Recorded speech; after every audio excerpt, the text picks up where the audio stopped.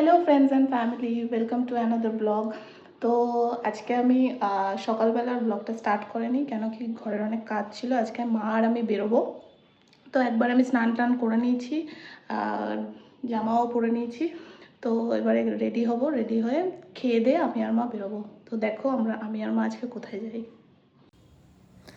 তো লাঞ্চ করে নিয়েছিলাম। লাঞ্চ করার পরে আমি রেডি হচ্ছিলাম। রেডি বলতে সেরকম কিছুই না, একটু সানস্ক্রিন, ফেস পাউডার, আইলাইনার আর লিপস্টিক পরবো। তো হ্যাঁ, তো ওইভাবে আমি রেডি হচ্ছিলাম। তো আজকাল ফেসে আমি কিছুই ইউজ করছি না, আমার ওই পিম্পলের সমস্যার জন্য কোনো মেকআপ প্রোডাক্টস আমি ইউজ করছি না। আগে আমার এই ফেসটাকে হিল হওয়া খুব দরকার, নইলে ভীষণ কালো স্পট হয়ে যাচ্ছে। তো ওগুলোর জন্য ট্রিটমেন্ট তো চলছে, তাই আমি কোনো মেকআপ প্রোডাক্টস এখন ইউজ করি না। তারপর আমি ছোট ছোট ঝুমকা পরে নিয়েছি। আমার জাঙ্ক জুয়েলারি, স্পেশাল না, জুয়েলারি ঠিক বলবো না, আমার জাঙ্ক ইয়াররিংস পরতে খুব ভালো লাগে। আমার গলায় সেরকম কিছু পরতে একদমই ভালো লাগে না, বাট কানের দুলগুলো পরতেই আমার বেশি ভালো লাগে। তো ওটাই আমি পরে নিচ্ছিলাম। তারপর আমার ফেভারিট পার্ট হলো লিপস্টিক আর কানের দুল আমার সত্যি খুব ফেভারিট। তো লিপস্টিকটা পরে নিলাম, চুলগুলো ঠিক করে নিলাম। তারপরে সাজতে সাজতে আমি একটু ফল খেয়ে নিচ্ছিলাম। আফটার লাঞ্চ ফল খাওয়াটা হচ্ছিল আমার ডেলি রুটিন। তারপর আমি আর মা রেডি হয়ে বেরিয়ে পড়লাম। তো বেসিক্যালি আমরা আজকে বউবাজার যাচ্ছি, ওখানে মায়ের একটা কানের বানাতে দেওয়া আছে আর আমার দুটো আংটি বানাতে দেওয়া আছে। ওগুলোই আজকে ডেলিভারি ডেট ছিল, তো ওগুলো নিয়ে আসার জন্য যাচ্ছি।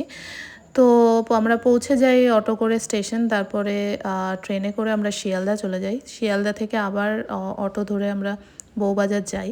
তো ওখানে গিয়ে আমরা আপনাদেরকে দেখাচ্ছি। ওখানে তো লাইন দিয়ে, আপনারা সবাই হয়তো জানেন কলকাতায় যারা থাকেন, যে লাইন দিয়ে সব সোনার দোকান। তো আমরা যে দোকান থেকে নিই, তো ওখানে অ্যাকচুয়ালি ভিডিও করা অ্যালাউ না, তো ওই জন্য আমি দেখাতে পারলাম না, বাট আমি নিশ্চয়ই একটা ভিডিওতে শেয়ার করে দেবো।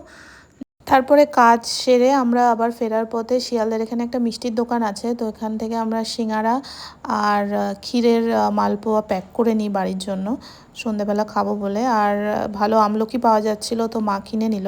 তারপরে বাড়ি ফিরতে ফিরতে আমরা ট্রেনে একটু পাঁপড় ভাজা আর বাদাম ভাজা খেয়ে নিলাম। তারপরে বাড়ি এসে সবাই মিলে মুড়ি, সিঙ্গারা, চা খাওয়া হলো।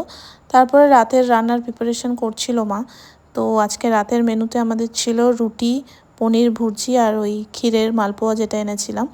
তো পনির ভুর্জির রেসিপি আমি খুব শীঘ্রই আমাদের চ্যানেলে আপলোড করব, আপনারা প্লিজ সাবস্ক্রাইব করে দিন। তো ফ্রেন্ডস, আজকের ব্লগটা এই পর্যন্তই। পরের ব্লগ নিয়ে আমি আবার চলে আসব নতুন কিছু কন্টেন্ট নিয়ে। প্লিজ সাবস্ক্রাইব করুন আর আমাকে সাপোর্ট করুন, বিকজ আপনাদের সাবস্ক্রিপশনই আমাকে এগিয়ে যেতে হেল্প করবে। টাটা।